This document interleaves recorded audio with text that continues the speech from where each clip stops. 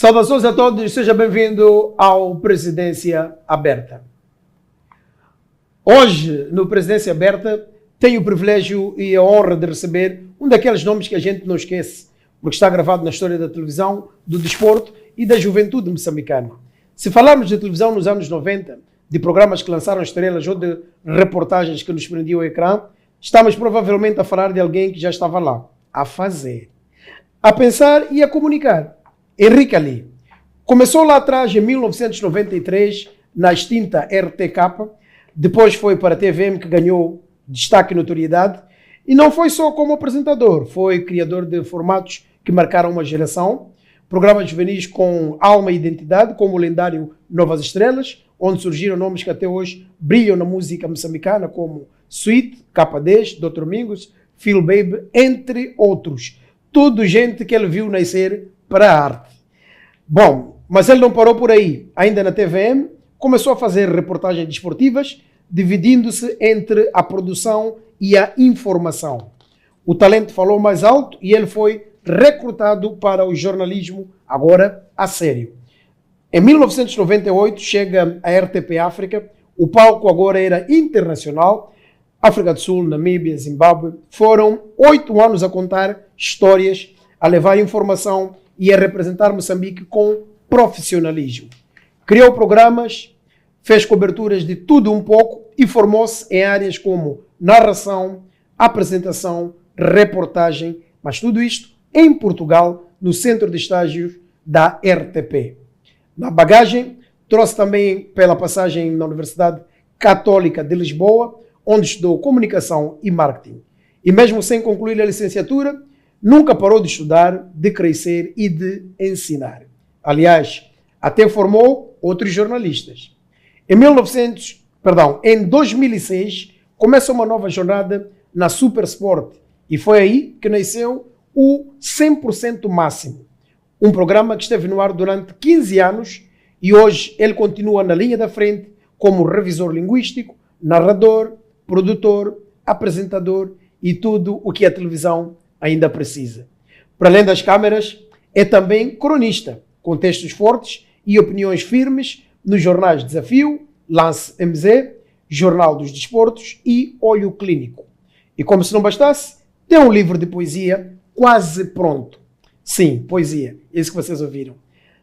E antes que me esqueça, o homem foi campeão nacional de basquetebol nos anos 80. Costa Sol Desportivo sabe muito bem do que eu devo estar a falar. Então é mesmo isso. Hoje recebemos não só um comunicador brilhante, mas uma memória viva da nossa televisão. Um construtor de histórias e de futuros. Com muito orgulho e emoção, recebo Henrique Ali na Presidência Aberta. Seja bem-vindo. Muito obrigado. Bem, essa apresentação não parecia que era de mim que estavas a falar. Em certo momento ficaste, mas será que sou eu? Pois, parecia. Ou outro convidado. Mas eu que agradeço esta oportunidade de estar aqui num espaço que já é também uma referência obrigatória naquilo que se tornou comum, importante e interessante no mundo audiovisual em Moçambique, e não só, mas estamos a falar de Moçambique, que é a alternativa aos meios convencionais Exatamente. de fazer televisão. Exatamente. E há produtos como este, que sai daqui, que já são referências obrigatórias como as tais alternativas, porque nos oferecem outra perspectiva de ver televisão, de fazer televisão e de estar em televisão. Exato. E isto é muito importante. Bom, portanto, eu agradeço. Os meus parabéns por aquilo que têm sido os conteúdos produzidos nesta casa. Exato, eu agradeço. É meu nome e em nome da equipe toda aqui que torna possível esta Presidência Aberta e não só e outros conteúdos que nós fazemos diariamente. Esta é a nossa fábrica, aqui na nossa fábrica onde produzimos. Entramos para produzir. Henrique, hoje vamos falar aqui sobre... Eu trago aqui perguntas sobre duas vertentes. Uma que tem a ver com o futebol moçambicano no seu todo e outra que falamos um bocadinho de forma leve sobre o futebol internacional, que são as suas áreas aparentemente de domínio, porque não são só essas, segundo a biografia que eu acabei aqui de ler, tens mais domínios e fazes mais coisas ainda, além do futebol. Mas bom, Henrique, a primeira pergunta que não quer se calar é a seguinte: o futebol moçambicano está organizado ou apenas a tentar sobreviver? Pergunta contundente, logo a começar, não é? Logo a começar. Já vou fazer inimigos a abrir o programa. Vamos lá. O futebol moçambicano está organizado ou apenas a tentar sobreviver? Não, o futebol moçambicano sobrevive com um grande déficit de organização. E isto percebe-se a vários níveis. Quando temos dificuldades em impor uma coisa tão básica como é o licenciamento de clubes para que todos estejam no mesmo patamar de legalidade para competirem, numa prova que se quer também carimbada de legalidade, já percebemos que temos déficit de organização.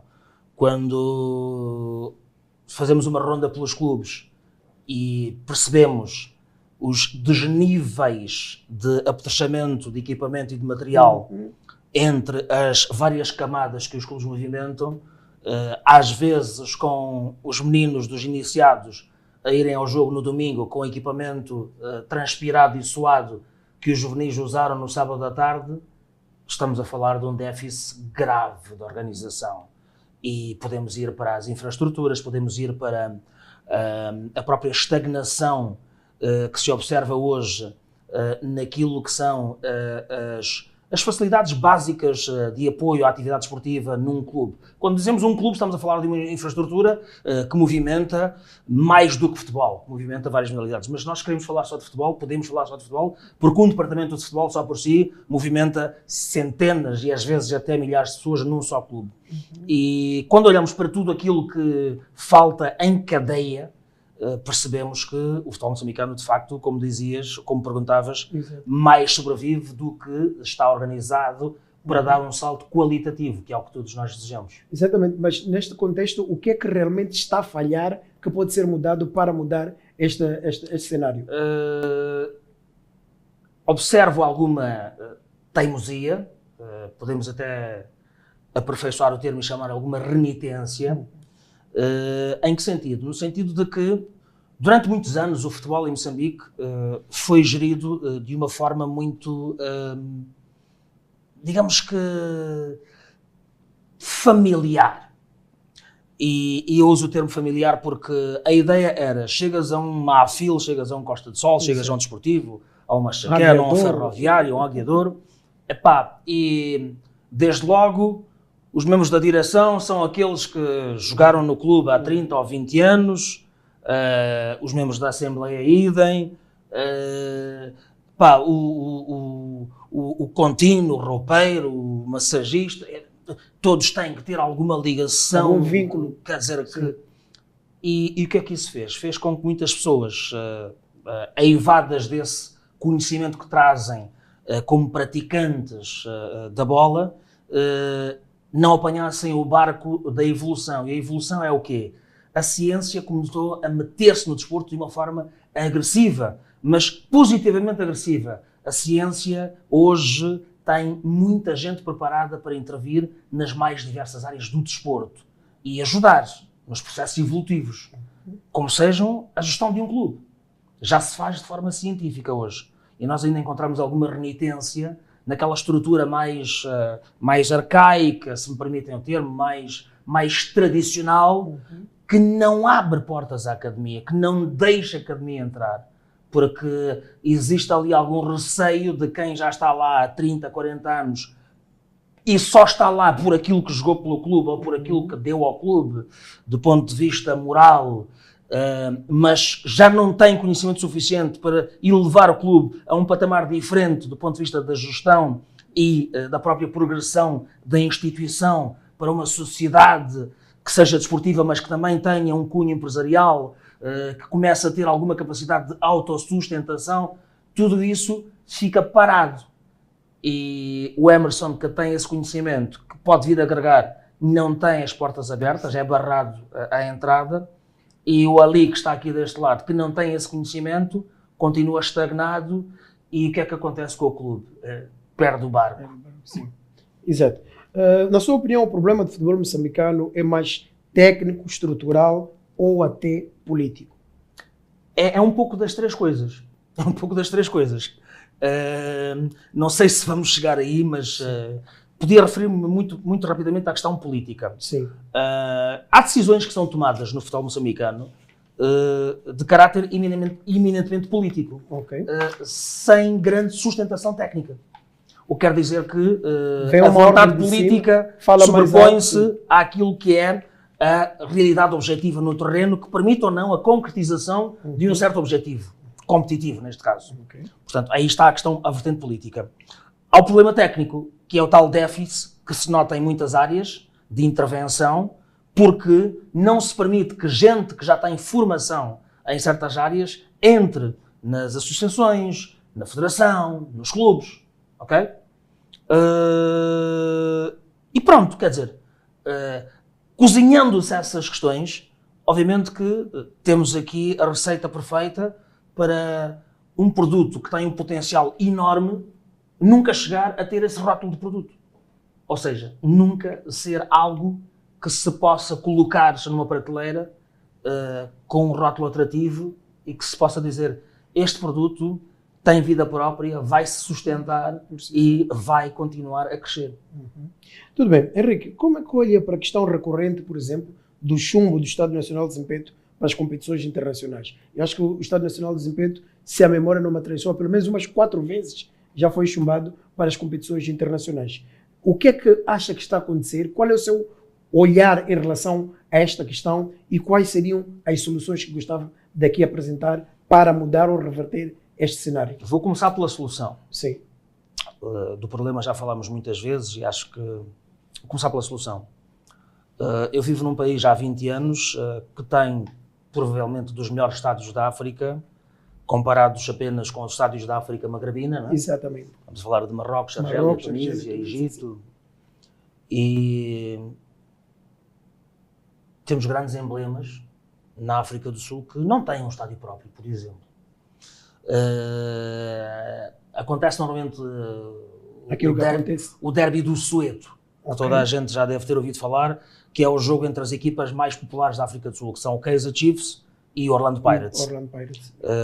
Felizmente já tivemos alguns compatriotas a jogarem nessas duas equipas. Exato.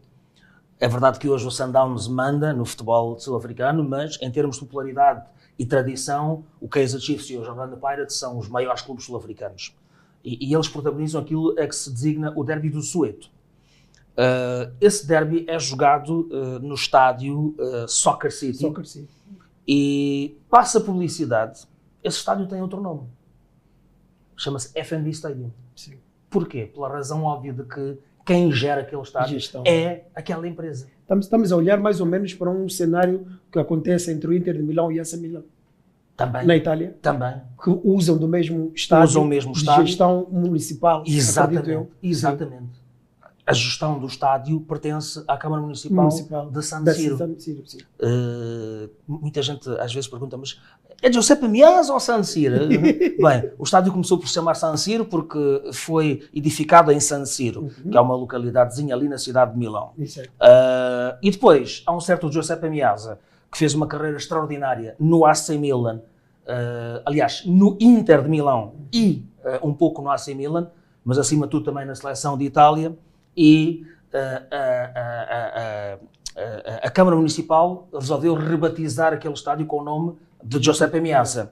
E o que é que acontece? Como o Giuseppe Meazza foi mais uma estrela do Inter do que do AC Milan, os adeptos do Inter referem-se ao estádio como Giuseppe Meazza, os do Milan como San Siro. E está resolvido. Mas pronto, o estádio é uma outra designação. E a gestão é a mesma. A gestão é a mesma. E isso acontece em vários outros países, com um nível de desenvolvimento muito superiores ao de Moçambique e temos situações até, e eu dizia isto numa entrevista recente, por exemplo, em relação ao Estádio Nacional do Zimpeto. Já está ali, ainda bem, é um ganho para o nosso património desportivo, é um ganho, se quisermos, dos nossos 50 anos de independência, termos um Estádio Nacional. Moderno mas não é obrigatório um país ter um estádio nacional.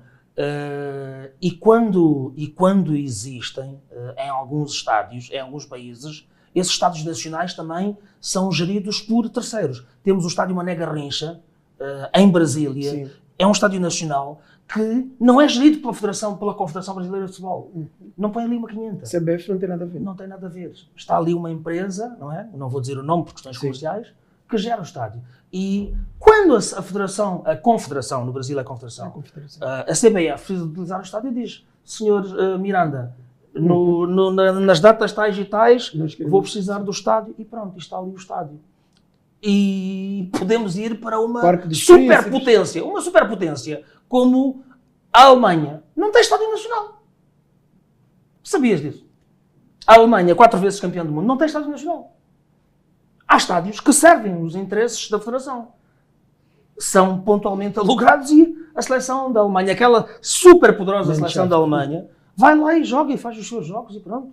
E é 4 vezes campeão do mundo e tem um... Portanto, este mito que se cria à volta da necessidade de termos ou não certas infraestruturas é um pouco colocar também a carroça à frente dos bois em relação àquilo que são as nossas outras prioridades, quando olhamos justamente para a nossa capacidade de gestão.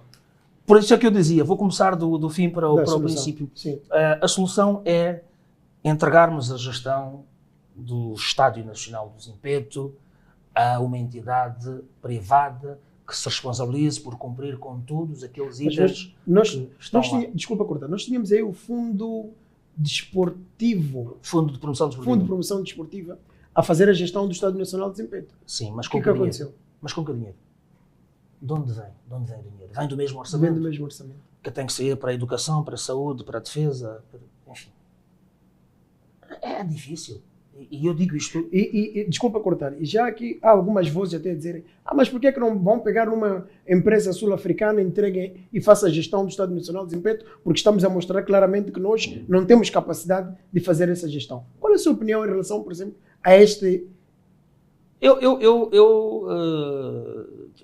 costumo dar o exemplo de algumas pessoas que conheci ao longo da vida, né? Algumas que viviam em Portugal, outras até na África do Sul, que interagiam comigo e diziam que estavam a passar mal e que estavam lá não sei quantos anos, e eu perguntava: mas depois, e voltar para casa?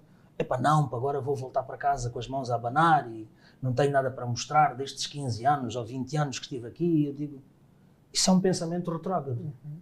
Então, será o mesmo que nós termos vergonha de admitirmos que não temos capacidade para gerirmos os Estados Unidos? É porque não temos mesmo. Está provado. O que mais queremos?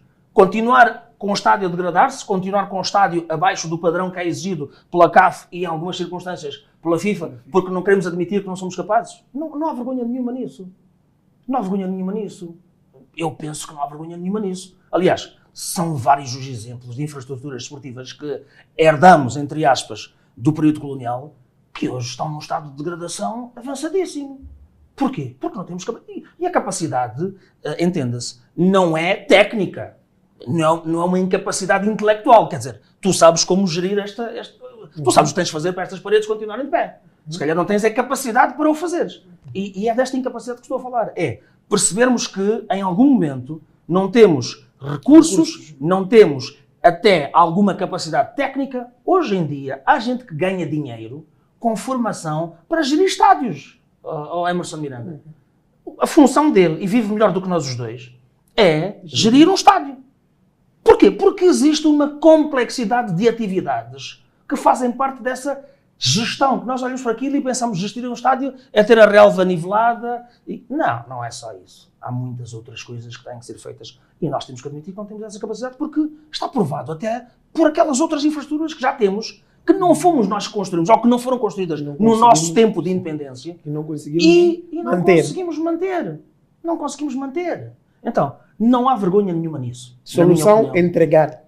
E eu não estou a dizer que tem que ser implicitamente a uma entidade sul-africana, ou belga, ou dinamarquesa. Tem que ser uma entidade que seja devidamente avaliada por quem de direito, que é o Estado moçambicano, através de uma entidade própria, provavelmente saída do Ministério da Juventude e Desporto, que diga: esta entidade reúne condições, competências e qualificações para nos fazer uma gestão e garantir-nos que este estádio estará no nível que nós exigimos que esteja, sempre que o mesmo precise ser utilizado. E outra coisa que é preciso fazer: perder o tabu de que o estádio de futebol é só para jogos de futebol. os estádios de todo o mundo acolhem outros eventos grandiosos. Vai estragar? Sim, vai estragar a relva. Por algum motivo se estraga a relva, porque aquela relva não será a mesma desde o dia 1 do estádio até o dia 20, até o dia 30, não é? Mas é preciso estar acautelado que daquela utilização e daquilo que se vai ganhar com a cedência do espaço, haverá uma verba destinada à reposição da relva, por exemplo, e ao tratamento. Tudo isto tem que ser, tudo isto bem feito. Nós podemos ter ali uma infraestrutura com vitalidade, com a beleza que ela tem, com rentabilidade. E, portanto, é o que eu digo. Às vezes, a nossa inércia começa aqui. E a partir daí, quer dizer, todos os passos que tentamos dar, parecemos assim um caminhão que já não se movimenta há 30 anos, precisa de ser lubrificado em todas as porcas e parafusos. Acho que não precisamos de chegar aí. Exato. Uma das grandes justificações para o facto da Seleção Nacional de Futebol os Mambas, terem ido jogar na nossa suposta casa lá no Cairo, foi por causa da logística, que era para depois ir jogar a seguir na Argélia, que é já ali próximo. Mas a minha pergunta é, se tivesse sido aprovado o Estado Nacional do Zimpeto, a logística não seria grande? Na mesma? Por quê? Porque haveriam de jogar aqui e teriam que ir para lá. Mas onde é que eu quero chegar? Onde eu quero chegar é, por que não se jogou em El Sprit, por exemplo, no jogo contra a Uganda, e ter os adeptos mais próximos da seleção? Qual é o seu olhar em relação a isto?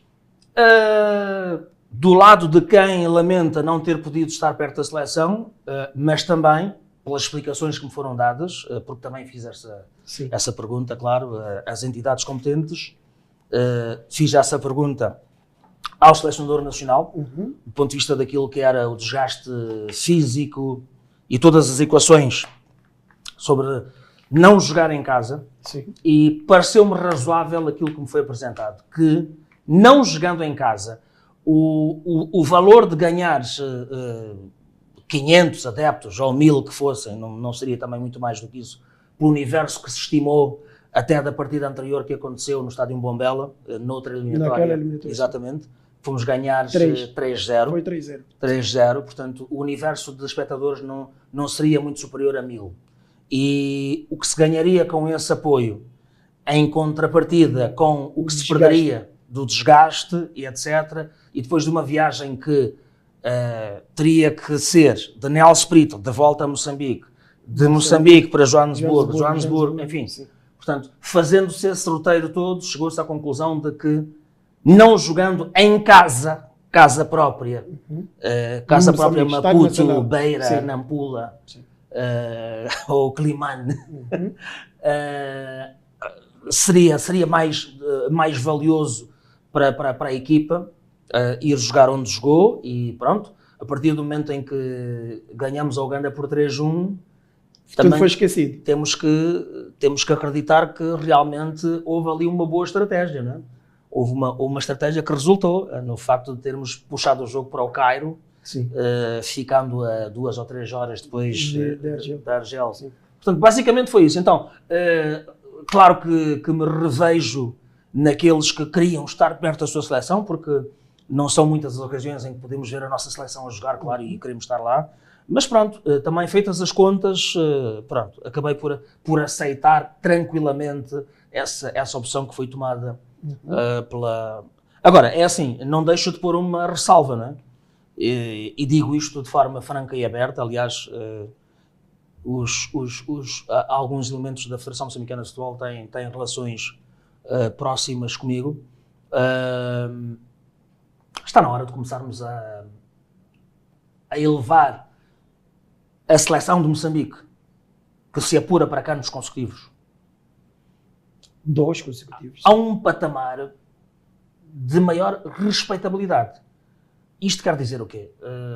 Eu já não posso, de ânimo leve, submeter aqueles jogadores da seleção de Moçambique a 3 ligações para chegarem ao destino, a fazerem voos daqui para ali, dali para lá, para finalmente chegarem em grupos. como foi agora, né? Chegou um grupo num dia, chegou um grupo no outro, e o treinador tem que refazer o plano, porque ele diz assim, bem, vamos chegar às 14 horas, vou deixar os jogadores descomprimirem durante 2 horas, vão fazer um lanchinho, e às 18 horas vou fazer uma sessão de ginásio, por exemplo, de 1 hora com todos. Não posso fazer porque metade não chegou. E porquê? Porque continuamos com esta coisa das ligações, de onde sai mais barato e não sei o quê. Portanto, temos que deixar de olhar para a seleção nessa perspectiva de poupar dinheiro. E para isso temos que arranjar um mecanismo que facilite as despesas da seleção. Temos que criar um mecanismo, a partir do Estado, temos que criar um mecanismo que desonere. E eu digo sempre isto, e como sou do futebol, muita gente às vezes olha para mim e diz, mas estás mesmo a dizer isso? Sim, estou mesmo a dizer isto. O futebol é a coisa menos importante das prioridades do Estado moçambicano neste país. É menos importante. O futebol está lá atrás. Primeiro que tudo, uma saúde pública melhor, escolaridade pública melhor, transportes públicos melhores, vias de acesso melhoradas. Bem, e podemos ir aqui em cadeia. Sim. O futebol fica lá no fundo da lista. Mas quando queremos tratar o futebol com seriedade, quando se trata de uma seleção que representa o país, e aí estamos a falar da representatividade nacional além fronteiras, do que carrega uma seleção nacional, do peso que tem a bandeira de Moçambique quando está transformada nos equipamentos daqueles senhores que entram em campo e daqueles que ficam no banco. Aí temos que olhar com mais seriedade e dizer, chega de andarmos aqui a fazer arranjos e arranjinhos. Não podemos tratar aquela seleção como um rascunho. Aquilo tem que ser o projeto final. Falando em seleção, continuando nesta senda da seleção, em vários países ouvimos dizer que os empresários dos jogadores têm uma mão na escolha de jogadores selecionáveis. Acredito que já ouviu que acontece o mesmo em Moçambique. Isto retira o mérito dos jogadores? Pergunta interessante. Nós, por acaso, debatemos isto muito em relação à seleção de Portugal, não é? Porque sim. O Jorge Mendes está ali todos os dias, pois, dizem que a seleção é dele. Exatamente. Exato. E mesmo que isso não seja literalmente verdade, em algum momento reflete-se que a maior parte dos jogadores que são convocados ou que em determinado momento estão em campo são agenciados pela mesma pessoa. Pronto. E depois levantam-se estas questões de suspeição. Eu conheço relatos não comprovados e por isso não os posso apresentar como teses, mas conheço relatos da Seleção Nacional de Moçambique em que alguns selecionadores tiveram dificuldades para fazerem uma convocatória porque houve interferência de terceiros na indicação de nomes de jogadores para a seleção. Portanto, isso é o que eu digo. Talvez não haja comprovação, mas há vozes de dentro, vozes que estiveram muito próximas desses processos que me confidenciaram que isso já aconteceu. E não foi há muito tempo. Se isso retira mérito aos jogadores ou não, é assim, eu creio que qualquer jogador que atinge o patamar de selecionável, mesmo que seja por, entre aspas, imposição do agente, terá mostrado algum nível, algum valor para estar entre os selecionáveis. Será que tem mais mérito do que aquele que ficou de fora? Bem, isso é sempre muito discutível porque nós os dois, mais as pessoas que estão ali a cuidarem para que esta emissão esteja a acontecer, cada um de nós pode formar uma seleção e estar convicto de que é a sua melhor seleção. Não é? Portanto, nunca haverá consenso em relação a isso. Agora, acredito que, aos poucos, alguns selecionadores começam a ter uma maior independência e uma maior autoridade na indicação dos nomes dos jogadores que vão para a seleção. Obviamente, tudo isso é feito com base em critérios muito rígidos. Existe a observação, existe o acompanhamento, enfim, existem vários itens que entram nessa seleção, nessa escolha dos jogadores para a seleção. Mas se querias saber se existe essa influência, existe. Não sei se ela ainda é predominante no caso de Moçambique e não me parece que isso só por si retire mérito aos selecionados. Eu acho que bem equacionadas as coisas, acabamos sempre por ter seleções que refletem aquilo que é o panorama de qualidade do futebol moçambicano. E neste momento temos que admitir que a qualidade não é assim tão alta. Não é? Às vezes o patriotismo exige que digamos uma coisa diferente, mas temos que ser realistas. Não é? Aliás, o ranking em que estamos diz que somos a equipa que está depois dos primeiros 90. Não é? Então, se há 90 seleções melhores do que nós, é porque, de facto, é essa a nossa realidade qualitativa. E da realidade qualitativa vem o resultado, não é? Aquele que se consegue dentro das 4 linhas. Não é? Então, pronto, estamos aí. Mas é uma questão, sinceramente, penso que é uma questão menos presente, cada vez menos presente no dia-a-dia da seleção de Moçambique. E como é que olha, por exemplo, não gosto de falar de casos específicos, mas vou pegar aqui no exemplo, como é que olha, por exemplo, para o sumiço do Zainadine Júnior da seleção nacional? Acha que foi algo pessoal, profissional, e por tudo aquilo que ele fez para a seleção, acha que foi a melhor forma do Zainadine de sair da seleção? Não, de todo. Nenhum jogador que deu os seus melhores anos a uma seleção ou a um clube deve sair pela porta pequena. Não é? E foi exatamente como saiu o Zainadine, pela porta pequena. Há relatos diversos e distintos sobre aquilo que realmente aconteceu. O que sei é que a natureza do Zainadine Júnior é a de uma pessoa com uma personalidade forte e talvez isso tenha tido alguma influência no relacionamento entre o Zainadine, um dos capitães da seleção, e o selecionador ou o coletivo de técnicos da seleção.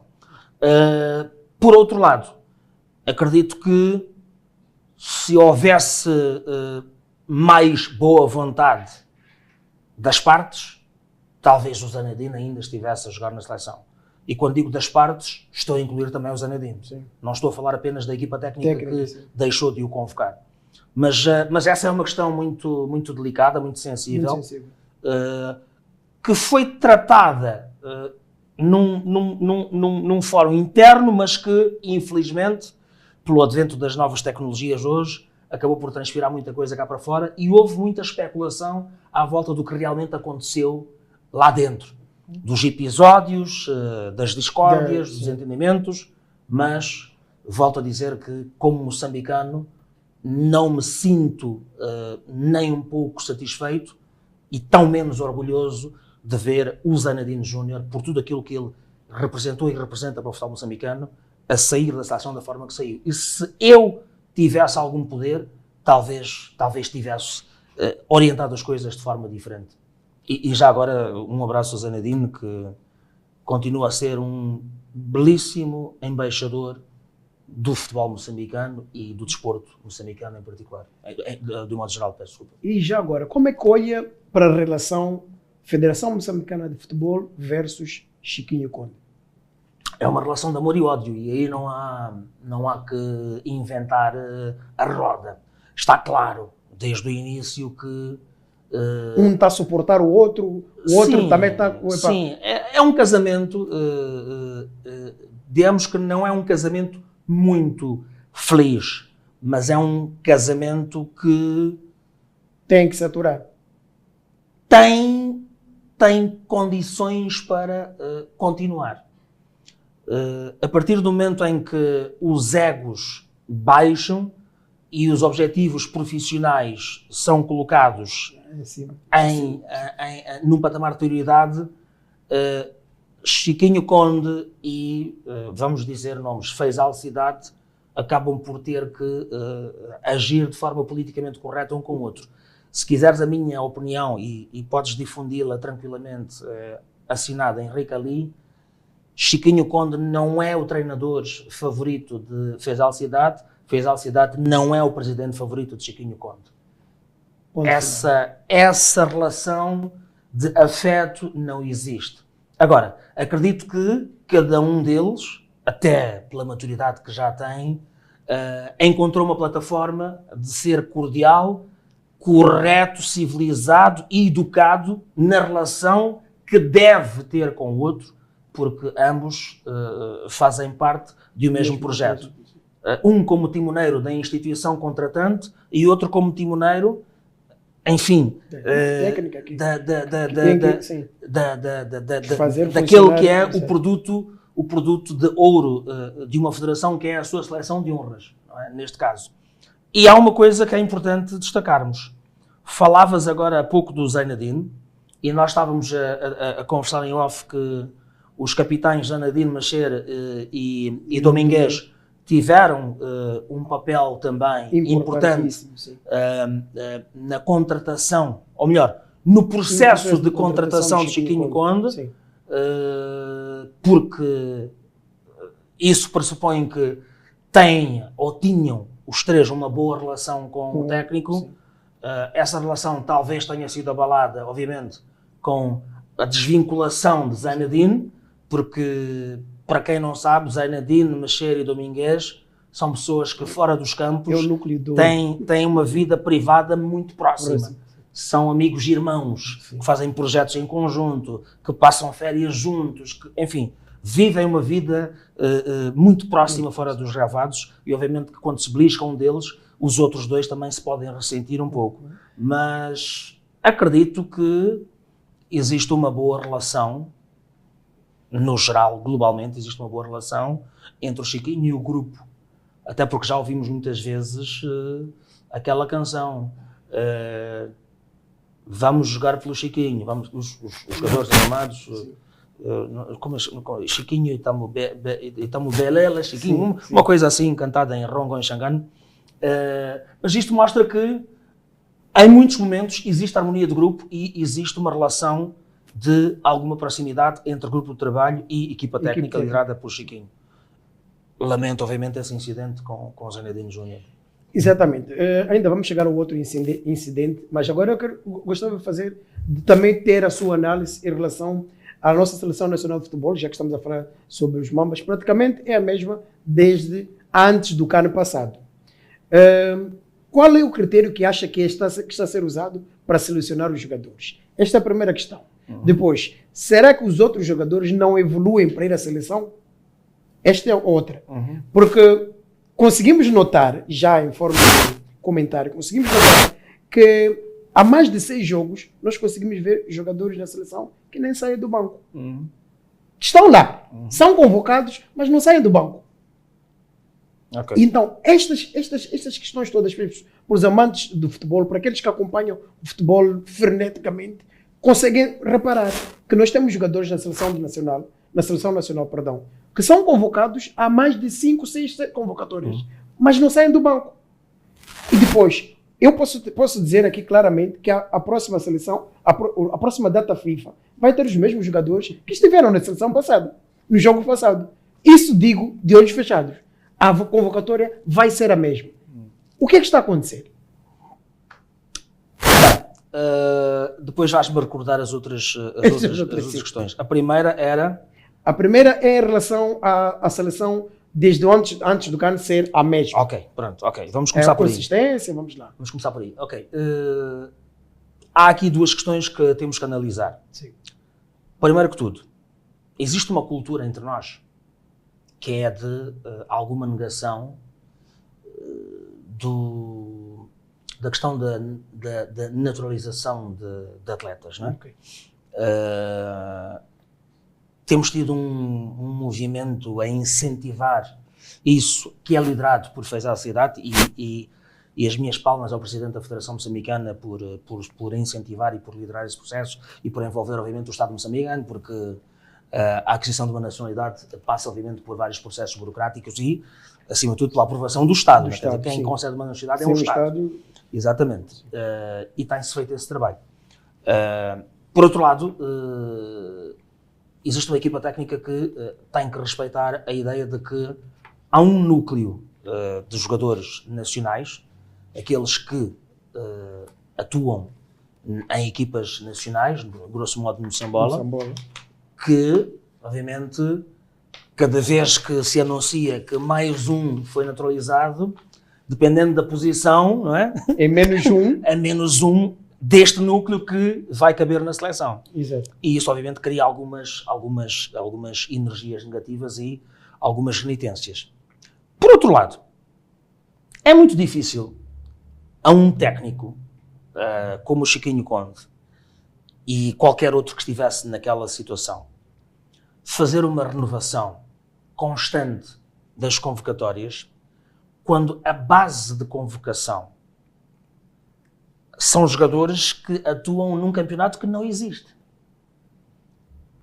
Nós não temos uma competição regular em Moçambique que permita ao técnico e aos seus adjuntos, aos seus olheiros, dizerem assim, não, de abril para cá o Emerson está a jogar muito mais do que o Henrique. Naquela mesma posição, não, desta vez tem que ser o Emerson porque os últimos 4 jogos, os indicadores são estes, nos últimos 8, portanto, as estatísticas mostram. É difícil fazer-se esse trabalho de acompanhamento quando temos uma competição tão intermitente. Nunca sabes quando é que arranca arranca e se calhar vai parar, depois tem que vir o Presidente da República dar um murro na mesa, dizer vão buscar dinheiro não sei onde, para pagarem a dívida ali, porque as equipas têm que continuar a jogar. Eu já acompanhei a aérea que diz que não vão viajar porque vocês têm que pagar, então não há jogo. Quer dizer, então, é difícil. E como é que tu jogas no seguro? Bem, a equipa que ganhou, já fez alguma coisa, vamos manter. Estamos aí. Com uma ou outra, quer dizer, o teu núcleo vai ser sempre aquele. E depois chegas a outra fase, não é? Já selecionaste os 10 ou 15 que vais levar do Moçambola, não é? E tens um grupo, vais convocar 25, por exemplo, ok, vêm 10 lá de fora. E tu depois dizes, destes 10, olhando para o nível competitivo dos países ou dos campeonatos onde eles vêm, comparados com estes, quem é que nesta altura me dá mais garantias de entrar e correr e defender os meus objetivos? São aqueles. Então, estes vão voltar a sentar. São os tais que tu dizes que vês a sentarem 5, 3, 4 jogos. Porquê? Porque estão com o tal déficit de competitividade, não estão naquele momento a dar garantias ao treinador e o treinador está ali a ser julgado pelos resultados. Não é? Sim. O trabalho do treinador é este.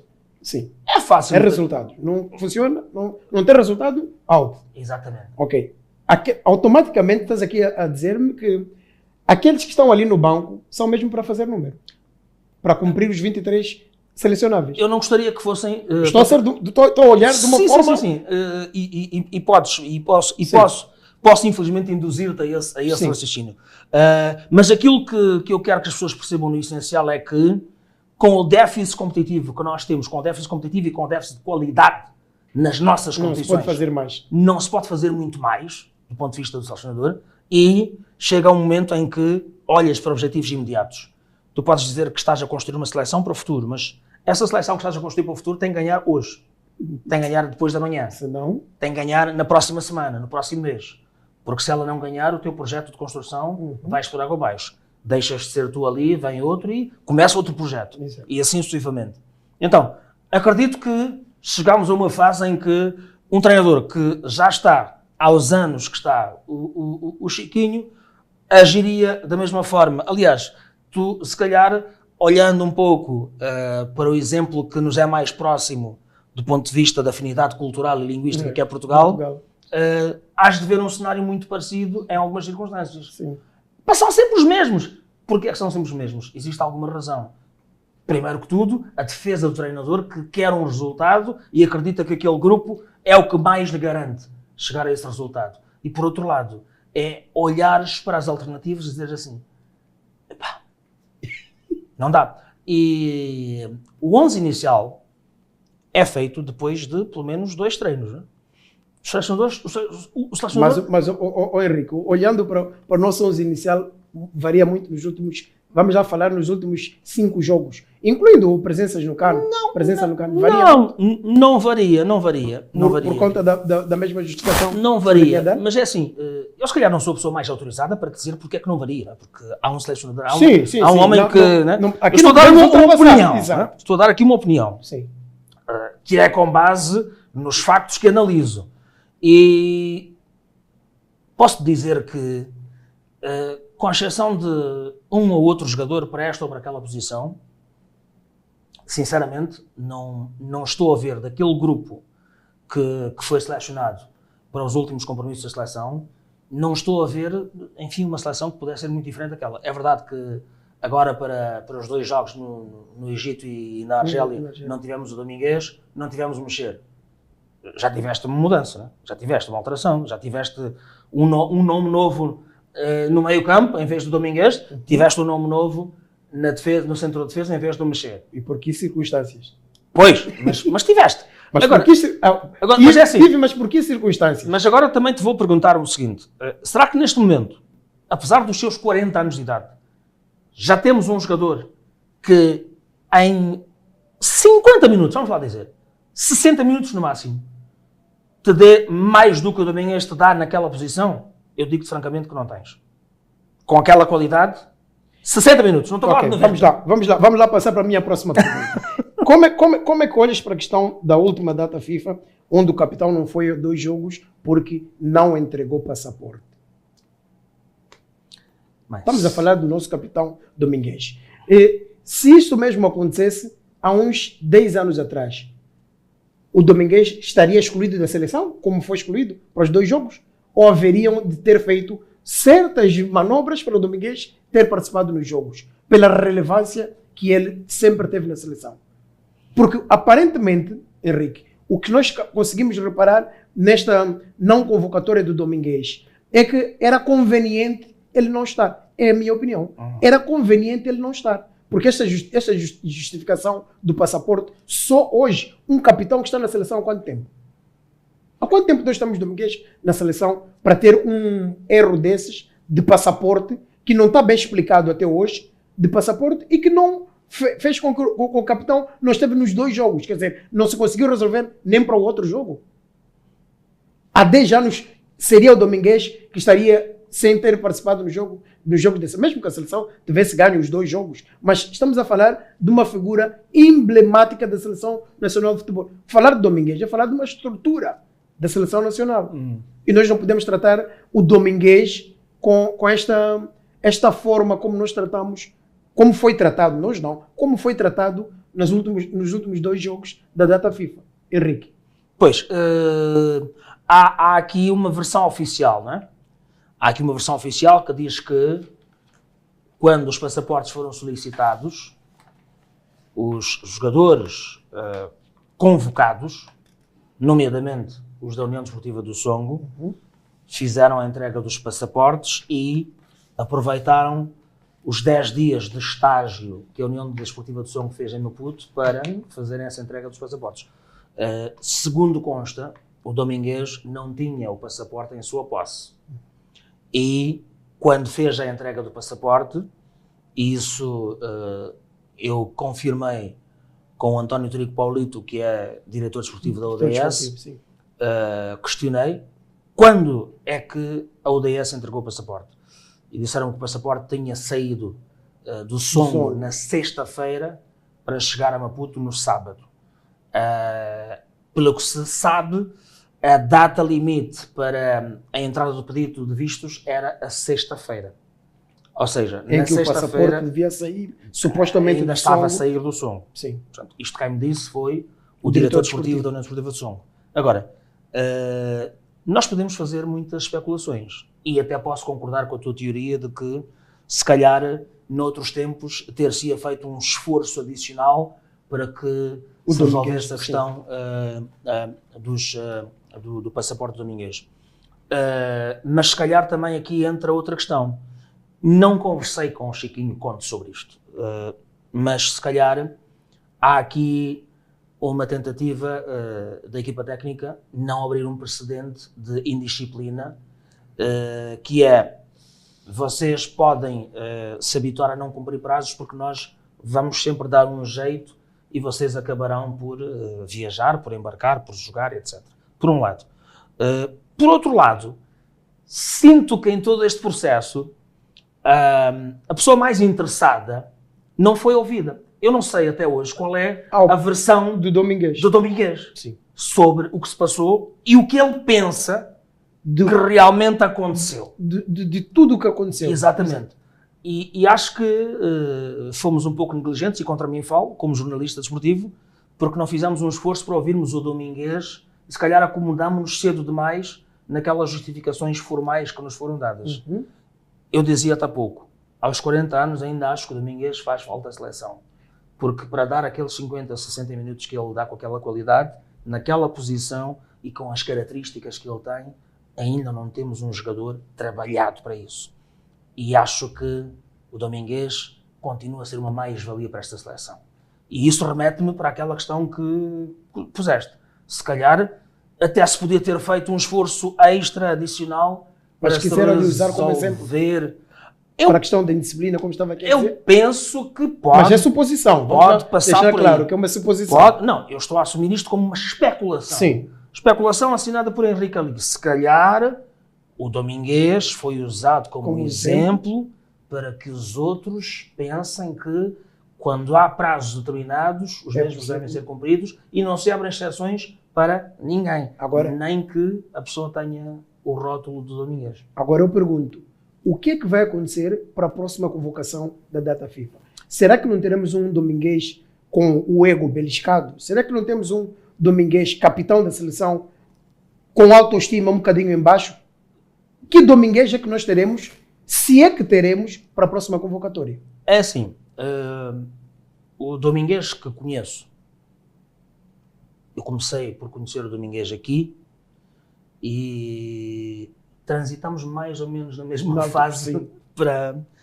Eu já estava lá quando ele chegou e acompanhei a carreira do Domingues na África do Sul. Um rapaz muito respeitado, um profissional muito elogiado.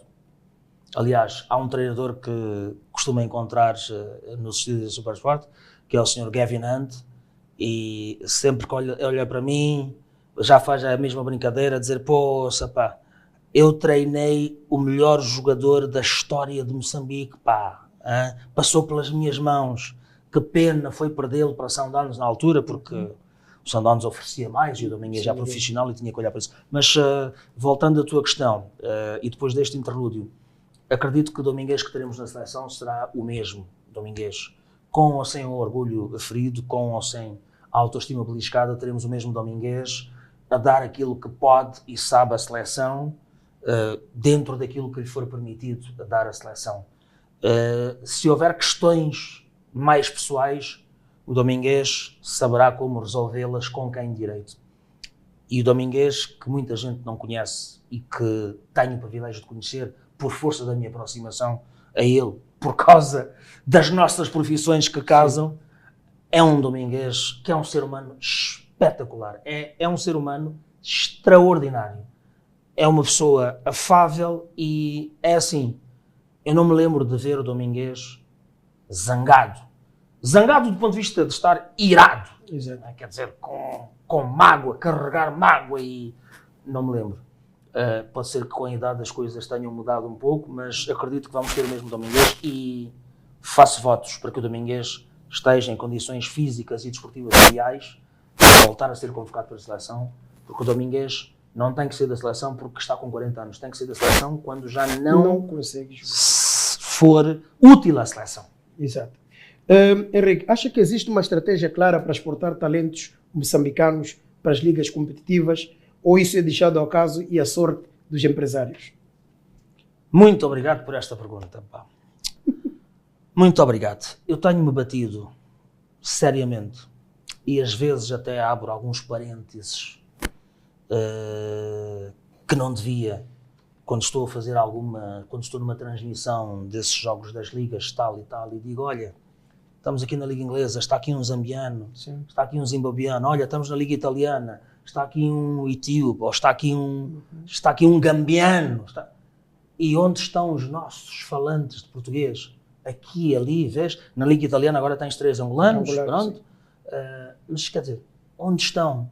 E depois tu olhas para o histórico. E eu estou sempre a dizer isto, mas costuma dizer que voz de burro não chega ao céu, não é? Brincadeira. Tu se olhares para o histórico da inserção de jogadores da África anglófona e da África francófona no contexto europeu, mais de metade deles entrou por portas que ninguém quer explorar, ou ninguém ainda pensou em explorar. São os países nórdicos, são os países do leste, são países que não têm grande expressão no futebol a nível sénior. As suas seleções não competem para conquistar títulos. Noruegas, Suécias, etc., Dinamarcas e por aí fora. Mas é por aí onde esses jogadores entram. Até depois aparecerem na Liga Italiana, na Liga Espanhola, na Liga Francesa. Ou seja, existe uma porta de entrada. Existe uma porta que nós, infelizmente, não estamos a explorar. Eu não diria não estamos a saber, não estamos a explorar. Porque nem sequer pensamos nela. E há aqui outra questão que é importante destacar-se. Com todo o respeito que devemos ter pelo trabalho que fazem os clubes na formação dos atletas, porque é uma formação feita de forma deficitária, com muita falta de materiais e de equipamentos, e isto não é para se esconder de ninguém. Os grandes clubes de Moçambique têm carências sérias de materiais e equipamentos para a formação, que já são materiais muito específicos, e nós olhamos para o jogador numa perspectiva de negócio. Está certo, investimos na formação do jogador, precisamos ter algum retorno, obviamente, que é disso que os clubes também vivem. Mas há situações em que nós, de uma forma mais patriótica e menos comercial, podemos exportar talento jovem, dando a esses jovens a perspectiva de terem uma vida melhor do ponto de vista da sua formação académica e da sua inserção competitiva. E isso é feito nesses tais países que eu mencionei. Esses países não pagam um grande cachê para contratarem um menino de 16, 17 anos. Não vão pagar, porque essa não é a sua cultura. Mas em contrapartida vão-lhe oferecer uma rampa de projeção que, se ele tiver talento e a orientação necessária, vai ser dali formado academicamente ou com uma boa base académica, mesmo que não tenha um diploma para mostrar, e vai aperfeiçoar as suas qualidades e capacidades como atleta para poder almejar a inserir-se em mercados mais competitivos e em campeonatos mais vistosos. Ganha o país com isso, ganha o atleta individualmente, e em algum momento o clube, através de mecanismos que existem e estão instituídos pela FIFA, também há de ter o seu retorno. Não vai ser o mesmo retorno que teria se vendesse o jogador já sénior para um clube X, mas é preciso olharmos para essas alternativas de exportação de talento e, acima de tudo, de oferecimento de uma plataforma diferente aos nossos talentos para continuarem a evoluir num patamar muito superior ao nosso, em condições que nós já não temos capacidade de oferecer a nível doméstico. E é possível fazer isso. É bem possível. E o que é que está a faltar? Acho que está a faltar alguma visão, está a faltar alguma... Porque parece que nós está a faltar algum, entre aspas, divórcio com aquela ideia fixa de que o nosso primeiro mercado é Portugal, por exemplo. Todos os nossos jogadores têm que ir para Portugal. Não é verdade. Nós, por exemplo, eu lembro-me na altura de ver gente a fazer piada quando o Luís Miquissone foi contratado pelo Simba da Tanzânia. Não, pelo Simba da Tanzânia. Mas o quê? Sair do Moçambola para ir jogar no Simba? E quando eu disse às pessoas, senhores, as projeções do campeonato tanzaniano, comparadas com o Moçambola, já estão a dar 10-0 ao Moçambola. Que nós temos aquela ideia de que somos grandes em África. Nunca ganhamos nada. Nunca ganhamos um jogo num CAN. E temos a mania que somos grandes. Não é? Temos a mania que somos grandes. A única coisa que nós temos para exibir é uma taça COSAFA sub-20. É o que temos para exibir. E estamos aqui com a mania que... Então, quando fazemos chacota de um jogador que sai do Moçambola para ir jogar no segundo maior clube tanzaniano, com condições que ele não tem em Moçambique, porque não conhecemos, porque ignoramos, não é? Estamos a mostrar o nosso enquadramento. Quer dizer, é numa realidade abstrata, uma realidade que está desfasada, passa a redundância, da realidade atual dos factos. Então, temos que começar a olhar para isso com mais seriedade. olhar para essas portas, para essas janelas que se abrem noutros horizontes que não são aqueles a que estamos habituados, e explorá-las, porque estaremos a fazer bem ao nosso desporto, ao nosso futebol em particular. É de futebol que estamos aqui a falar. Falamos aqui de forma rápida, mas eu quero entrar agora e perceber a sua opinião. Este chove que não molha com o início do Moçambola afeta principalmente a quem? Afeta ao futebol. Afeta ao futebol. Afeta aos fazedores de futebol. Afeta aos atletas. Afeta... É que a cada dia é um fator novo para o tardio arranque do Moçambola. Ficamos sempre assim. Agora porque já saímos de março, depois começa, agora a nova data é 17 de maio. Vamos lá, é isso, né? É 17 de maio. Vamos lá ver o que é que... Os próprios intervenientes do Moçambola, quando eu contacto um deles, diz, epa, não sei, né? Dizem que epa, em maio pode começar, quer dizer, há uma nuvem aqui que ninguém sabe o que é que está a acontecer. Ora, porque é a companhia aérea que diz, não, vocês têm, um jornal tirou há dias que não, o Moçambola não começa porque a companhia aérea diz que esses aqui têm que pagar. Querem voar, paguem. Depois, ora, porque não, porque... Ou seja, há vários fatores aqui e que estão com este atraso de arranque do Moçambola. O fator principal, na minha opinião, e o que vou dizer agora, talvez choque com algumas sensibilidades, mas estou a assumir o que digo porque este é o meu contributo patriótico para que tenhamos um campeonato, para que tenhamos um futebol mais saudável. O fator principal é ainda não termos percebido que este modelo de campeonato não é execuível nas condições da economia nacional. Começa tudo aí. E depois andamos aqui com datas. Isto é, como dizem os franceses, é um fait divers, é brincadeira. O importante, aquilo que nós ainda não quisemos sentar, refletir e assumir como nação, é que não existem condições objetivas no contexto da economia moçambicana atual para que um Moçambola seja disputado nestes moldes, com equipas de todo o país, a visitarem-se, a jogarem umas contra as outras, a viajarem de Maputo à Beira, de Beira a Climane, Lixinga, Inhambane. Nacala. Não temos essas condições, não temos. Não temos porquê. Porquê é que a LEM...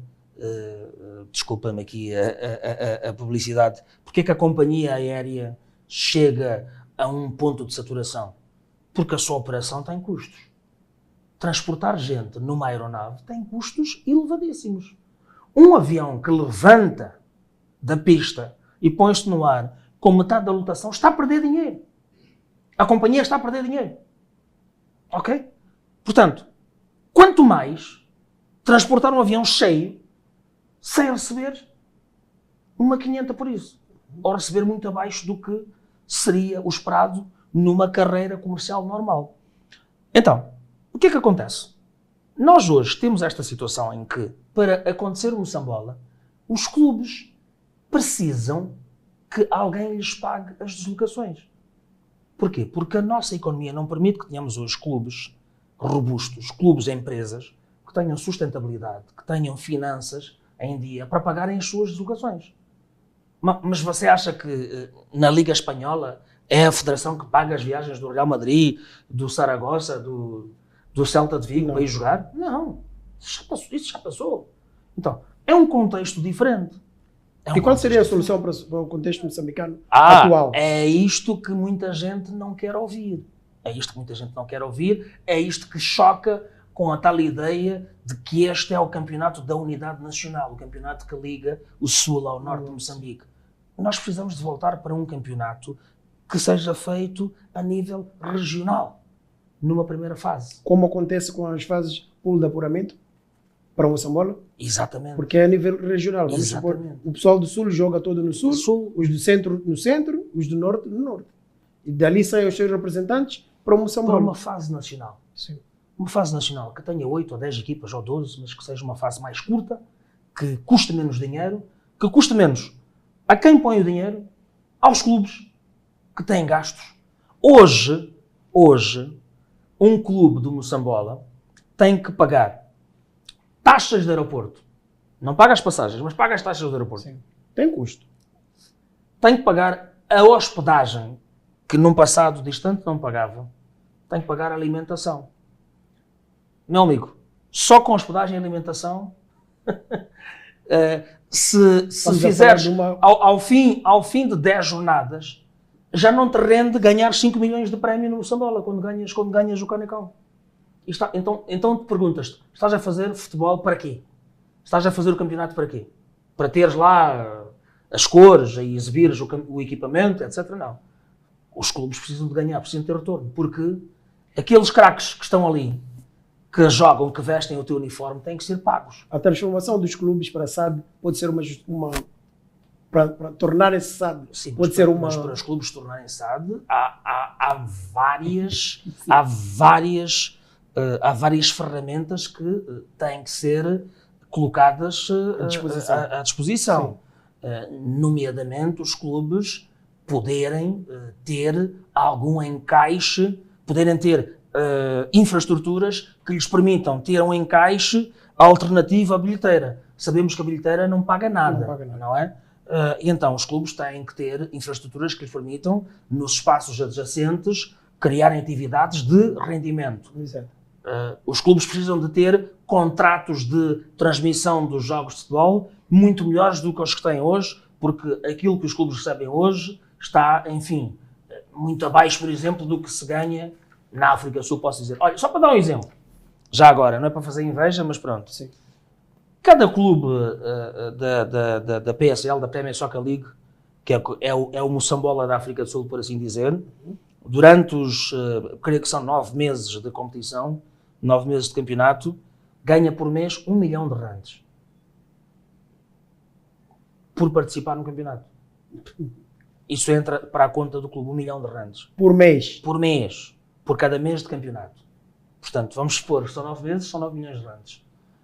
É uma verba que já sabes que está lá à tua disposição. É garantido. Aquele 1 milhão de randes. Estás a começar o campeonato. Ok? Já tens aquele 1 milhão de randes por mês. Para além disso, tens os acordos com patrocinadores. Tens acordos de partilha de direitos de transmissão. E nem estás a chegar a tal bilheteira que quer dizer, o de menos está ali embaixo. E ainda por cima num país onde as pessoas vão ao futebol. Sim. E pagam aqueles bilhetes. Porquê? Porque outra coisa que nós temos também, parece que é um tabu discutir isto, o preço do bilhete em Moçambique. Será que em muitos casos é realmente honesto em relação à qualidade do espetáculo que oferecemos? Em relação às instalações que oferecemos para as pessoas irem assistir ao espetáculo? Aquele preço é honesto? Se calhar, em muitos casos, não. E não me venham com a comparação. Porque a pessoa reclama para pagar 200 meticais para ir ver futebol, mas vai pagar 500 meticais para gastar na barraca. Lógico! Mas é lógico que essa comparação é absurda. O que eu ofereço num estádio de futebol é diferente daquilo que a pessoa compra na barraca com os 500 meticais. Então, são produtos diferentes. E cada um tem o seu valor. E quem tira o dinheiro sabe o que paga. E sabe pelo que paga. Então, voltando outra vez ao cerne da questão, precisamos de redimensionar o campeonato moçambicano à nossa realidade objetiva. E neste momento a nossa realidade não permite que os clubes tenham robustez financeira suficiente para enfrentarem uma circunstância de viagens de norte a sul e vice-versa para competirem regularmente uns contra os outros. A nossa companhia não tem capacidade técnica para garantir está com aviões pequenos. Transporte. Está com aviões pequenos. Sou uma equipe de futebol, já são por aí quantos jogadores?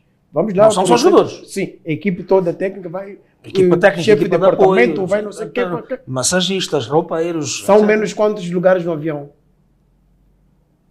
Portanto, estamos a E chegar... para ir de borla. Sim. Estamos a chegar aí, não é? Então... É melhor jogarmos aqui entre zonas. Não temos condições. Eu acredito, e estou a dizer isto, digo-te, com o máximo de patriotismo, por muito que se compreenda mal a minha posição, estou a dizer isto com o máximo de patriotismo, nós precisamos de repensar o modelo de competição, porque este só favorece estas coisas que estamos aqui a assistir, estas dúvidas. Estás a falar de 17 de maio. Bem, e se eu te disser que ouvi uma fofoca a dizer que os aviões só chegam em junho? Se o campeonato começar 17 de maio, como é que as equipas vão lá parar? Há uma questão que nós temos que pensar também. E não é para estar aqui a tocar noutras esferas, mas se calhar hoje não temos condições de transitabilidade terrestre para pormos uma equipa de futebol a fazer 500, 600 km. Não temos. Temos que aceitar isto, não? Temos que assumir. Temos que assumir, não temos. Porque aí, se tivéssemos pistas do sul ao sábado, enfim, se calhar, né? Epá, façam aí um esforço e tal, epá. Já é uns dias já. Ok, vamos, né? Tempo de não é tecnicamente aconselhável, mas pronto, Sim. seria a alternativa. Mas nem isso temos. Estamos a sujeitar os nossos atletas a alguns pisos que temos ao longo da Estrada Nacional número 1. É um crime. É um crime. Para depois dizer, veste, equipa-te e vai jogar futebol. E dá-me um bom espetáculo às pessoas que vão assistir. E aqueles que estão a ver pela televisão em casa. É uma hipocrisia. Sim. É isso mesmo. Henrique, como é que analisa o papel da Federação Moçambicana de Futebol nos últimos 5 anos? Há melhorias? Há melhorias. Há melhorias... Ou piorou? Não, há melhorias porque a cobrança da sociedade moçambicana também intensificou-se. E há uma coisa que, se calhar, é dos tais males que vêm por bem, não é? Com o advento das novas tecnologias, há assuntos que antes não conhecíamos e passamos a ter domínio deles com muita brevidade, com muita celeridade, porque há coisas que transpiram lá de dentro, cá para fora. E nós todos começamos a emitir opiniões e a tomar posições. E obviamente que isso cria focos de pressão sobre quem está na liderança da Federação. E muitos processos melhoraram, mas quer dizer, se nós olharmos assim para alguns itens, obviamente que ainda há muito trabalho a fazer para se melhorar. O tratamento das seleções continua, obviamente, com uma margem muito grande de melhorias. Mas se calhar também temos de dizer que a nossa afirmação do ponto de vista desportivo é um pouco também fruto daquilo que são as melhorias ao nível da gestão do futebol moçambicano feita pela Federação, não é? Continuamos a ter problemas, há menos problemas nesta fase e acredito que, mesmo havendo uma margem muito grande ainda de melhorias, temos que acreditar que há trabalho que está a ser feito com alguma honestidade por parte das pessoas que estão lá à frente. Agora, vêm novas eleições na Federação. Vêm novas eleições e já se está a desenhar um cenário em que existe uma fortíssima possibilidade do atual elenco continuar. Portanto, Mas é a favor disso? Ser reconduzido.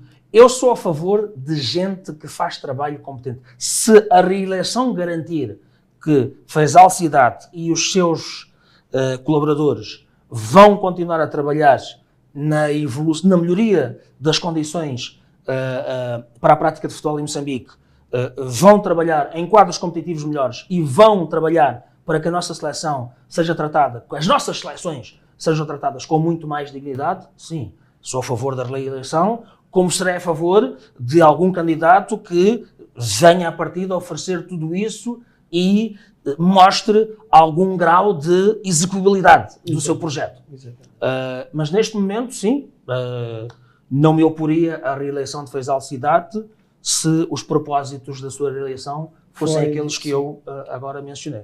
Já agora, não como chefe de alguma coisa lá na Supersport, mas como um funcionário lá da Supersport. É uma coisa que inquieta bastante os moçambicanos e que era importante trazer aqui à tona e tentar, não diria justificar, mas clarificar o que é que realmente acontece. Porque muita gente diz, por que é que a Supersport passa conteúdos e até tem programas específicos de Angola, mas não tem de Moçambique? O que é que está acontecendo? Tem um mangolé, ou não sei o que é mangolé, mas não tem nada de Moçambique. Por quê?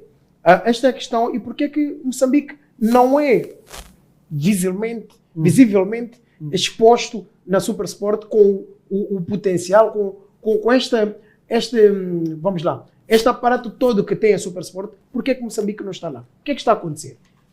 Até quem já me disse, não influenciando a resposta, até quem já me disse, não, o Moçambola não está lá porque a federação cobrou e aqueles de Angola não cobraram. Então, já ouvi várias histórias, mas este é o momento ideal para perceber porque que Moçambique não está lá exposto, naquela vitrine que devia estar, para divulgar o futebol moçambicano. Ok. Vou recuar a 2007, quando comecei a fazer o programa 100% Máximo. 100% Máximo, sim. E tive mais do que batalhas, tive uma guerra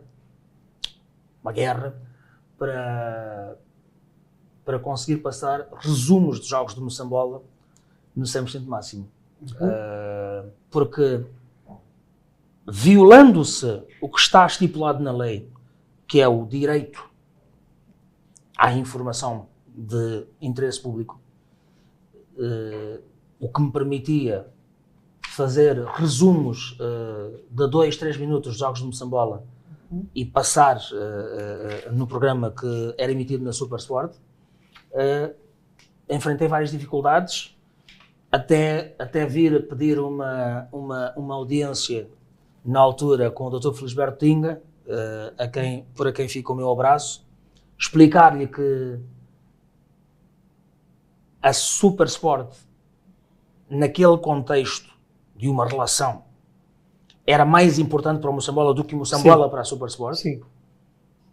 E que havia um moçambicano a liderar um projeto na Supersport, que é um canal de projeção internacional para mais de 50 países da África, que tinha interesse em passar resumos de jogos do Moçambola e não estava a conseguir fazê-lo porque as minhas equipas aqui eram barradas, não lhes permitiam entrar nos recintos, não lhes permitiam captar imagens e nem lhes davam acesso aos resumos preparados por quem tinha os tais direitos de transmissão. E nós dizíamos, nós estamos aqui a lutar por transmitir o jogo na íntegra, nem em tempo real. Estamos aqui a lutar por transmitir um resumo noticioso de 3 minutos que vai fazer alguma diferença, vai ter algum impacto, porque vai dar visibilidade internacional. Então, eu enfrentei... Em 2007. Em 2007, enfrentei isso. Isso, felizmente, foi ultrapassado. Houve, de lá para cá, algumas tentativas de trazer o Moçambola para a Supersport. Tipo transmissão dos jogos? Transmissão dos jogos, como acontecia a dada altura com Girabola, que já não acontece. Sim.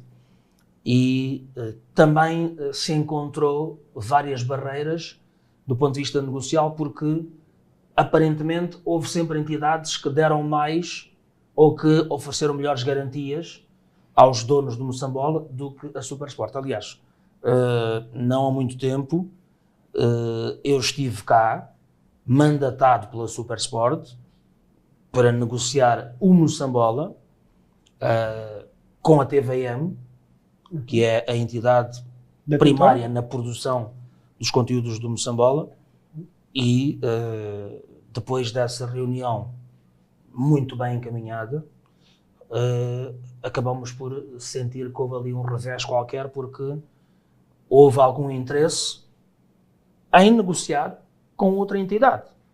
E nós, obviamente, que respeitámos isso. Há coisas do fórum comercial que não domino, teria que ser outra pessoa do departamento comercial a responder em relação a negociações, valores. Portanto, eu sou um produtor de conteúdos e a minha responsabilidade está relacionada com conteúdos e não tanto com questões administrativas e financeiras e comerciais, não é? Mas existe esse cenário. Por outro lado, houve um programa, o 100% Máximo, que durante 15 anos esteve no ar e que deu toda a visibilidade que pôde, não só ao futebol moçambicano, mas a várias modalidades, não é? E fizemos isso enquanto pudemos, claro. Mas depois houve uma altura em que, por questões orçamentais, o programa teve que sair do ar e saiu. Perguntas-me, e bem, porque é que existe um programa produzido em Angola e não existe um produzido em Moçambique? sinceramente não te sei responder. Não te sei responder, mas é uma pergunta que levo como TPC para os meus superiores. Vou colocar essa questão. Por favor, faça isso. E tão depressa quanto possível dar-te-ei uma resposta em relação a isso, porque realmente faz falta que haja esse equilíbrio, não é? Nem que seja isso. Mas tenho uma boa novidade para anunciar. Já agora aproveitando aqui o teu canal, a partir de 8 de maio estou de volta com um programa semanal, desta feita só sobre futebol, portanto não será um 100% máximo, será um programa diferente, totalmente virado para o futebol, onde esperamos obviamente abarcar também um pouco de Moçambique, do que se jogar em Moçambique. Exato, vamos agora entrar rapidamente para a parte final aqui do nosso Presidência Aberta de hoje. Vamos fazer um olhar sobre o futebol internacional e a primeira questão que eu lanço aqui e coloco para si, depois de tantos escândalos da corrupção na FIFA, acha que este futebol mundial de hoje é limpo? Ou mais discreto? É assim, não me parece que seja totalmente limpo. Não me parece que seja totalmente limpo. E isso reflete-se em algumas situações onde percebemos que as nações poderosas, as seleções das nações mais poderosas continuam a ter um tratamento diferenciado em relação a outras. Há também a questão das premiações individuais. Percebe-se que os critérios flutuam sempre justamente para não haver uma rigidez na cobrança, não é? Quando nós não definimos um critério a partida, não damos a hipótese aos outros de nos cobrarem por aquele critério que não foi cumprido. Então não há transparência. Continua a haver, não haver transparência. Continua a não haver muita transparência. O futebol é uma indústria muito, que fatura muito dinheiro. Exatamente. Aliás, para a tua informação, as reservas financeiras da FIFA transcendem em alguns bilhões as reservas de muitos bancos comerciais. Há muita gente que não sabe disto. A FIFA parece que é superior a muitos bancos comerciais. Por falar em dinheiro, como é que vem a influência do dinheiro árabe no futebol mundial? Está a equilibrar ou a distorcer a competitividade? Está a distorcer, claramente. Está a distorcer e é um veículo que perpetua uma espécie de batota no jogo. Porque nós há pouco tempo vimos a UEFA a bater-se contra um conjunto de clubes que queriam criar uma Superliga. Sim. E de onde vinha a ideia dessa Superliga? Vinha da necessidade de os clubes que lidam no seu dia-a-dia com despesas avultadas, nomeadamente para manterem as superestrelas que proporcionam os espetáculos que nós queremos assistir, não terem condições a dado momento para suportarem todos esses custos, porque aquilo que recebem como contrapartidas da UEFA é amendoins, peanuts, como dizemos em inglês. E a Superliga vinha justamente para fazer o contraponto a isso. Era uma prova que havia de dar capacidade financeira aos clubes para fazerem face às suas exigências. E hoje olhamos para um cenário em que posso citar nomes de clubes? Sim. Temos aqui um PSG da França, temos um Manchester City de Inglaterra, está a surgir agora um Newcastle, que são equipas que são clubes que estão num patamar muito acima. Já tivemos um Chelsea no passado com Roman Abramovich, não mudou muito com a chegada do Todd Boehly. São clubes que estão num patamar diferente. Mas olhando para o dinheiro das Arábias, é um dinheiro que vem, de certa forma, ajudar a distorcer a verdade esportiva, porque aqueles clubes estão num patamar de capacidade aquisitiva muito superior ao de muitos outros clubes contra os quais competem de uma forma regular ou pontual. Regular nos seus campeonatos domésticos, pontual quando se cruzam nas provas da UEFA. Então, não me parece que isso... E depois, estamos a falar de quê? Estamos a falar de dinheiro de fundos públicos. Então, o PSG e o Manchester City hoje são clubes-Estado. O dinheiro não vem de entidades privadas, vem de fundos públicos, vem do orçamento do Estado. Isto é como hoje voltarmos àquela situação em que, vamos lá dizer, sem tabus, o Ministério da Defesa financiava uma JED e uma JED formou aquelas super equipas nos anos 80 porque ia buscar jogadores onde queria. Sim. Tirava jogadores do Costa do Sol, do Desportivo, do Ferroviário, do Machacane. Mandava a tropa, depois da tropa vinha. Exatamente. Assim. Era assim que funcionava. Então, quer dizer, estamos a viver isso hoje. Com a Arábia Saudita a intervir diretamente no Newcastle United, com o Qatar a intervir no PSG e com os Emirados Árabes Unidos a intervirem no Manchester City. Portanto, são distorções. São distorções. E muitas delas permitidas pela UEFA e pela FIFA, infelizmente. Exatamente. Então, resposta, não vejo com bons olhos, não. Não vê com bons olhos? Não. A menos que se crie um regulamento que equilibre as forças. A menos que se criem mecanismos para que os outros clubes que não tenham acesso a esses fundos estatais de nações poderosíssimas e ricas por causa do petróleo, não é? Possam equilibrar o jogo. Caso contrário... Cristiano Ronaldo no Al Nassr e Messi na MLS. São movimentos estratégicos ou finais previsíveis de carreira? São as duas coisas. São as duas coisas. O Cristiano Ronaldo está a ganhar na Arábia Saudita, enfim, aquilo que provavelmente hoje não ganharia na Europa. Sim. Portanto, fazendo associar a sua imagem ao campeonato daquele país, que é um campeonato fraco, não é? E eu digo fraco porquê? Não é porque todos os clubes se chamam algo qualquer coisa, não. É porque nós medimos a competitividade do campeonato por aquilo que é a representatividade das equipas sauditas nas provas de clubes da Confederação Asiática, não é? E a partir daí, não é? Dizemos assim, quantos clubes sauditas ganham a Liga dos Campeões Asiáticos? Quantos ganham... enfim, portanto, é por aí, não é? Por outro lado, Messi na MLS também é ir para um patamar de competitividade muito mais relaxado, que lhe permite continuar a explorar a imagem que tem, porque faz parte do business core da MLS, não é? Sim. Já fizeram isso com o Beckham, já fizeram isso com algumas outras estrelas, se calhar nenhuma que tivesse a magnitude do Messi. Mas a ideia é mesmo essa, é aliar a fome à vontade de comer, não é? Exato. É fazer negócio e ao mesmo tempo ter um final de carreira mais tranquilo, não tão exigente do ponto de vista competitivo. Exato. Quais são as suas previsões para o mercado de transferência europeu ou até mundial deste final de temporada? O que é que acha que vai acontecer a nível de movimentações? É um pouco previsível, porque nós já começamos a perceber quais são as movimentações ou quais poderão ser as movimentações ainda nesta fase de final de temporada.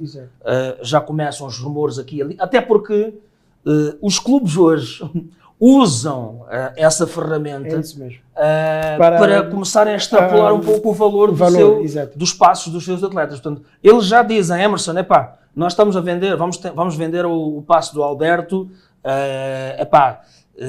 o clube tal dá tanto, o outro clube dá tanto e não sei o quê. Uma espécie de um leilão. Exatamente. Aqui, sim. E quando chegamos depois à fase séria da negociação, enfim, os parâmetros já são mais ou menos conhecidos e quem vai para onde também já não é uma grande novidade. Então, mas qual vai ser, na sua opinião, qual vai ser a maior transferência deste verão?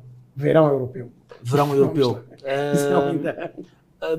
Provavelmente a maior transferência do próximo verão europeu será a do Vítor Osimhen, porque talvez ele vá para um clube que não é o clube que está a ser anunciado, e o Vítor Osimhen hoje foi anunciado o Manchester United. Exatamente, princípio de acordo, etc. Pronto, mas nessas coisas sabemos que há desvios de última hora.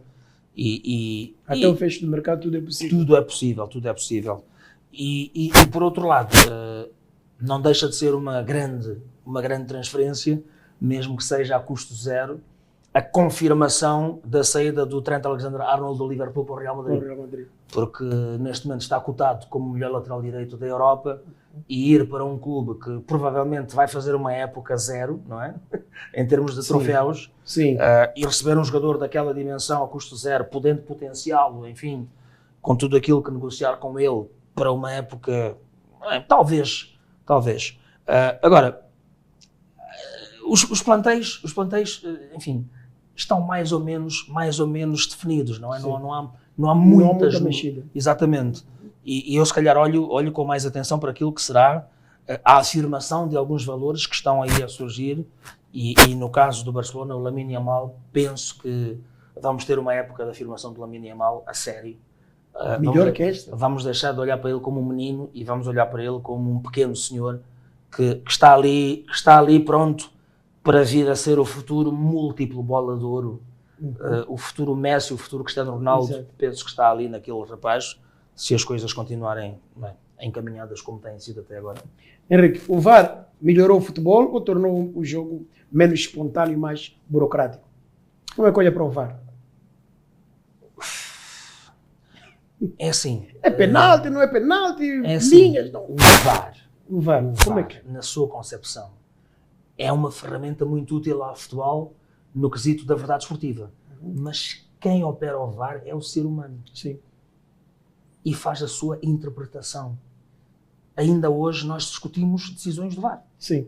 E discutimos não tomadas de decisão de VAR. Exato. Porquê? Porque são seres humanos que estão ali com as suas percepções sobre o mesmo fenómeno. Porque é intencional, não é Não intencional. é? Portanto, é assim. Então, nesse aspecto, o VAR não veio acrescentar nada. Aliás, veio retirar um pouco da espontaneidade e da espetacularidade que o futebol tinha com aquelas situações em que, por exemplo, até que ponto é que um fora de jogo de 2 centímetros é realmente algo nocivo a quem sofreu um golo e favorece em grande medida quem marcou? 2 centímetros. Estamos ali, quer dizer, por causa da ponta de uma bota, por causa de um cotovelo. O cotovelo tem muito.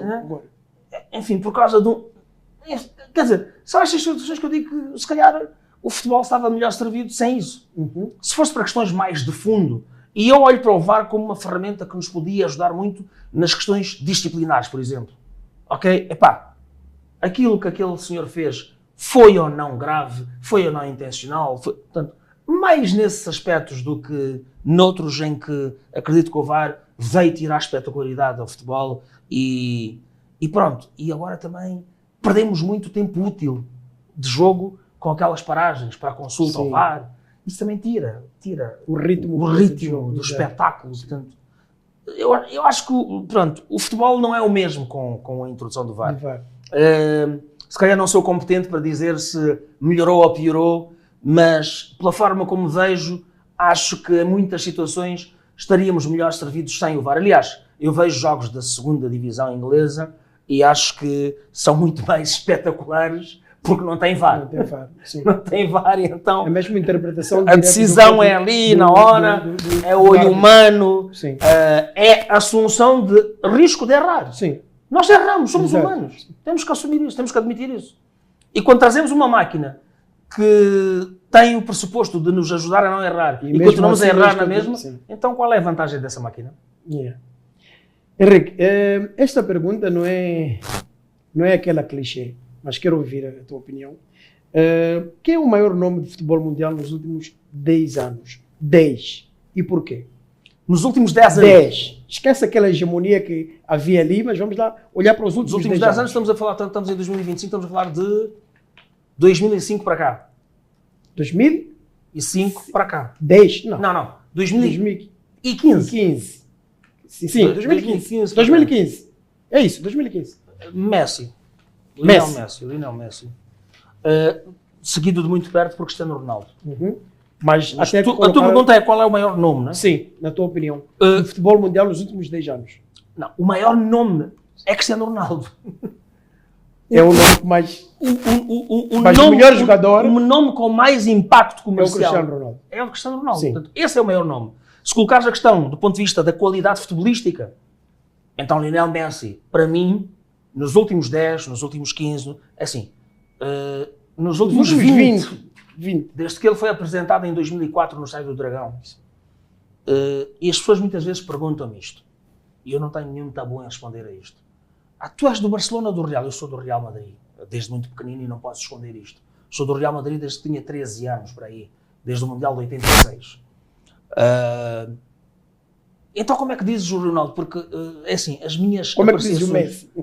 As minhas apreciações não se guiam pela minha afeição clubística. Sim. Guiam-se por aquilo que os meus olhos veem e por aquilo que são os meus padrões de análise. Antes de clubista, de esportista.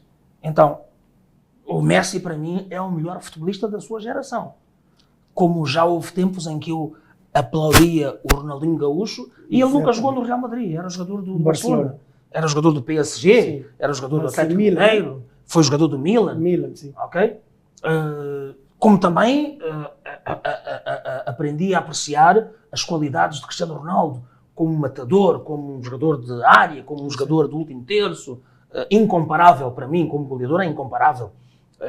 Já apreciei Romário. Olha, o meu maior ídolo no futebol é o baixinho? Chama-se Diego Armando Maradona. Nunca jogou no Real Madrid, nunca vestiu o cabelo do Real Madrid. Ok? Portanto, não tem nada a ver com o clube. Tem a ver com aquilo que eu considero que é um jogador de futebol, na essência, e por aquilo que eu avalio no jogador de futebol. Podes ter parâmetros diferentes. Exato. Portanto, há quem olhe para Cristiano Ronaldo e diga assim, é mais completo do que o Messi porque tem jogo de cabeça e Messi não tem. Mas há outras coisas que Messi faz com o pé que Ronaldo não faz, por exemplo. Sim. Então, acho que essa comparação é um pouco ambígua e não nos leva a lado nenhum. Aquilo que são características inatas dos jogadores estão lá. Cristiano Ronaldo é trabalho, não é? Trabalho sério, recompensado. Messi nasceu assim. Nasceu assim. Pronto. Com tantas competições e jogos, o futebol moderno está a deixar os jogadores, treinadores, quase sempre a reclamar do calendário apertado de jogos. Isso baixa o nível de rendimento das equipas. Como é que avalia, como é que olha para o Mundial de Clubes que vem aí, numa época que praticamente está a ser muito apertada? É mau, baixa por completo. A indústria do futebol, é aquilo que eu falava, da indústria do futebol, cada vez mais está a olhar para os atletas como máquinas que estão ali para confeccionarem, para dar um espetáculo, para produzirem algo vendável. Sim. E esse produto são jogos de futebol. E hoje, o consumo de futebol é tão exacerbado, é tão exagerado, que muita gente já nem sequer está preocupada com a qualidade dos jogos. O que as pessoas querem é ver futebol. Sim. E a FIFA e a UEFA, principalmente estas duas, perceberam isso e estão a impingir o futebol. Futebol vende. Então quem compra futebol está satisfeito, porque pode revender. Quem compra futebol, quem? São aqueles que pagam as competições à UEFA, para terem lá os seus nomes como patrocinadores dos eventos. Exato. E depois há os clubes que reclamam. E reclamam porquê? Porque eles são a origem do produto. O clube é a origem do produto porque é o clube que tem o atleta. Exato. É o clube que tem que tratar o atleta, é o clube que tem que tratar as lesões do atleta, é o clube que tem que tratar a má disposição do atleta, é o clube que tem que tratar a birra do atleta que hoje virou a cara ao treinador e não quis treinar. Portanto, e o que é que a gente quer? Quer ver o clube apresentar uma equipa para jogar futebol naquele dia que está marcado lá pela UEFA, pela FIFA, pela CAF. Não quer saber de mais nada. Não quer saber de mais nada. Então, é muito futebol, é futebol a mais para a capacidade humana dos atletas e está a concorrer para o decréscimo da qualidade do espetáculo, sim, com certeza.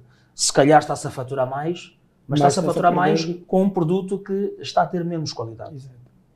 Henrique, uma última pergunta. Se tivesse o poder para mudar uma única coisa no futebol, globalmente, o que é que mudaria imediatamente? Nunca pensei nisso. Por acaso nunca pensei nisso. Se pudesse, tivesse a oportunidade de mudar uma coisa no futebol mundial, globalmente, uma única coisa que acha que faria diferença, o que é que mudaria imediatamente?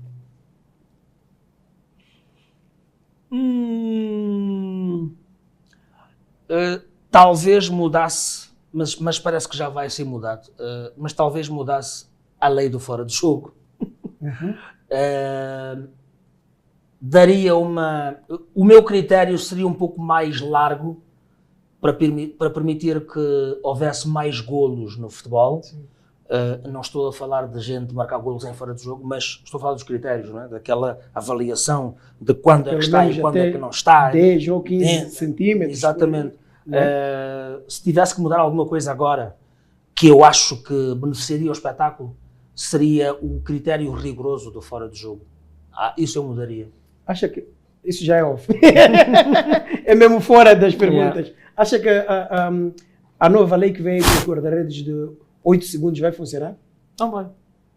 Sabes, antes dessa lei fizeram o quê? Uma lei dos 8 passos. Não funciona. Não funciona. Mudaram de passos para segundos, mas essa dos 8 já existe. Eram 8 passos. Agora O você... guarda-redes só podia dar 8 passos com a bola na mão. O que é que ele porque perdia não sei quantos, fizeram um cálculo que havia de perder menos não sei quantos segundos. Ele agora pisa a bola, perde todos os segundos que quiser. Sim, já não está na mão. Está no, quando o outro chega, depois ele agarra. Prontos, Henrique, muito obrigado pela tua presença. Eu é que agradeço. Desculpa lá ter chegado um bocadinho tarde. Não, que é isso, não chegou tarde nenhum. Vamos fechar. Foi a presidência aberta de hoje. Até uma próxima oportunidade. E já sabe, se ainda não subscreveu ao nosso canal, este é o momento oportuno para tal. Subscreve, ativa o sino das notificações para não perder. Sempre que nós lançamos um produto novo, você recebe a notificação e prontos. Está a acompanhar o que a Matchpoint TV está fazendo. Até a próxima.